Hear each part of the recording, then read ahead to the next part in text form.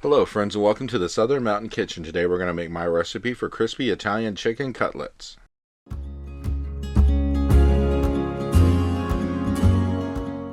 So everything you see on my counter is what we're going to use to make these, and really it's not a lot of ingredients. This is not hard to do, but the outcome from it is such a wonderful flavor. For these cutlets are thin and crispy, but they have a little bit of a juiciness on the inside, but they have all this flavor from the seasoning, the parmesan, the breadcrumbs work so well. And literally this is just an easy thing to do, and even the olive oil is going to give them a little bit of taste because we're literally going to cook these in olive oil. So I have about 5 chicken breasts here, which are very small. I'm not going for really huge, gigantic ones. We're just working with what we got here. And then we're going to take these, cut them in half after we get the fat off of them, put some egg on them, and actually add the breadcrumbs and seasoning and cook them. So the first thing you're going to want to do is take your chicken and cut off all the fat pieces from it. We don't want any of this fat in there. So go ahead and cut around, make sure that there are no bones or anything, because yes, sometimes bones slip through. And make sure that we get these completely ready before we start cutting on them. Now, what we're going to do is cut these lengthwise through the center to make the cutlets. So once you get this all cleaned up and cut up, there's one thing that actually might help you.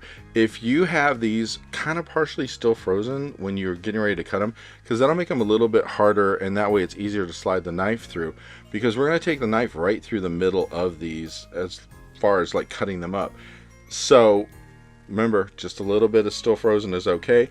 But in other case, as you can see my knife, I'm sliding it through lengthways, going straight down this piece of chicken and cutting it in two, because this is going to make our cutlets. So it's not a hard thing to do, but you have to be careful of the knife. You do not want to cut yourself, but just remember, a sharper knife does work better to cut these, so that way they're not all over the place when you're cutting them.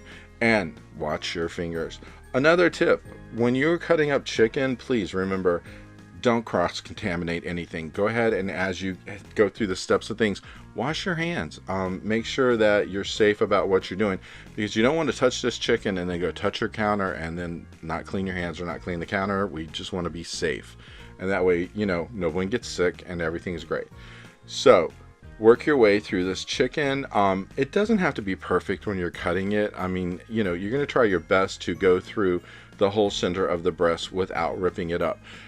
It'll happen eventually that one of these will not cut evenly, and that's fine. But if you take it slow when you're doing it and just work your way through, you will actually get some decent cuts out of this. The best thing about this is this cuts up into a lot of chicken, and by the time you're done, you got enough here to feed, God knows, your whole family. But one thing about this is really wonderful is if you don't eat all that you make, you can put it in the refrigerator, bring it back, and possibly air fry it or put it in the oven for a second and actually give it a little crunch on the outside again. And these make amazing chicken sandwiches, which is really wonderful, because I use some of mine on chicken sandwiches after the fact, and I thought it was the best thing in the world. I just threw some mayonnaise on the bun with it, and I really loved it. So we're going to go to a large bowl next, which we are putting in 3 large eggs. And once we get them in there, we're going to mix them up, because we want to break up those yolks and get everything totally mixed through. So that way, when we're ready to dip our chicken into it, it's already ready to roll. We're going to do another step before that though, but we want to go ahead and get this mixed up in advance so it's ready and waiting for us when we get there. So take your pieces of chicken cutlet, put them in a bag, a baggie, whatever you got. I had a bag where I could actually put several of these side by side. You want to put them in there because we're going to beat these with a tenderizing mallet, and we don't want chicken flying all over the kitchen or juices shooting on stuff or whatever. And when you put it in a bag, it's kind of restrained in there, so it's not going to go anywhere else and get on anything that you don't want it onto. And just put a few of these in your bag side by side. If you got a long bag like me, if you got a smaller one, just do a couple at a time.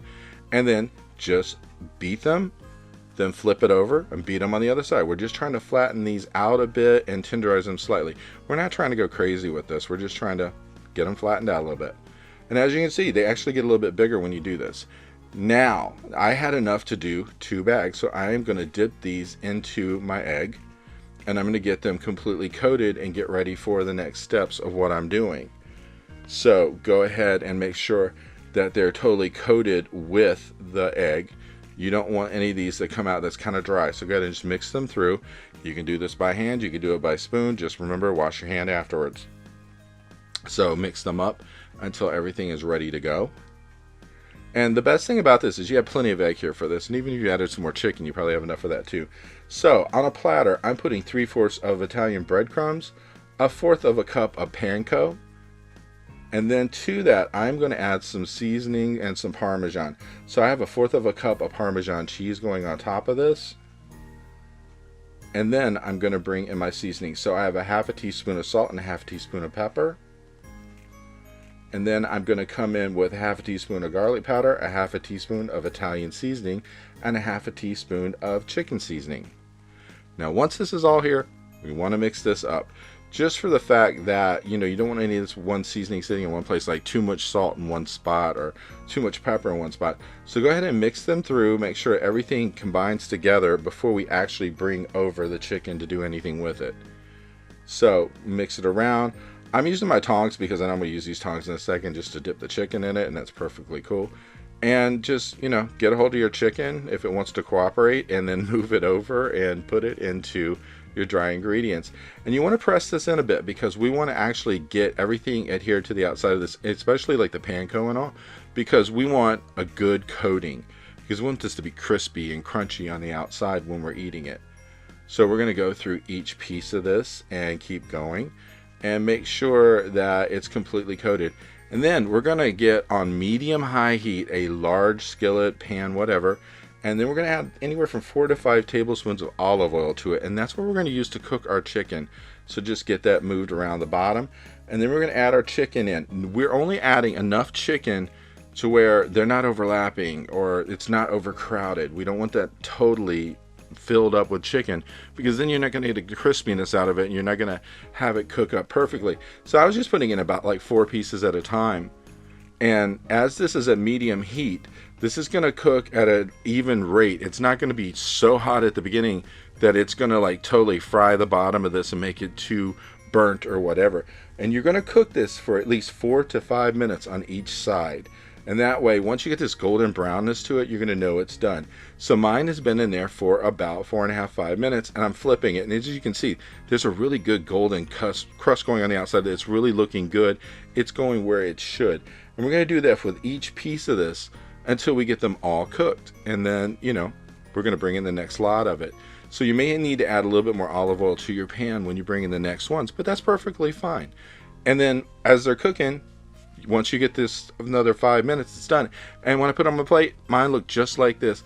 And I served mine with some cheesy potato bake, which I made in a different video, which I can leave a link to in the description below. I hope you liked this video, and if you did, please like and subscribe. And if you get a chance, check out the Southern Mountain Kitchen website, where you can get a free recipe, check out the cookbooks available from the Southern Mountain Kitchen, and if you'd like to, you could order a cookbook at a discounted price, cheaper than Amazon, with shipping that is also cheaper than Amazon. So if you get a chance, check it out, and I hope you have a great day.